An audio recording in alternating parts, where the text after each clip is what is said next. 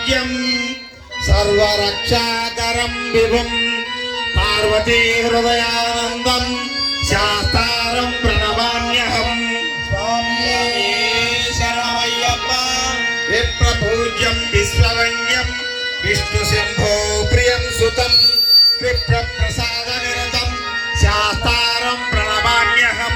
ये शरणमय्यप्पा मत्तमातङ्गगमनं कारुण्यामृतपूरितं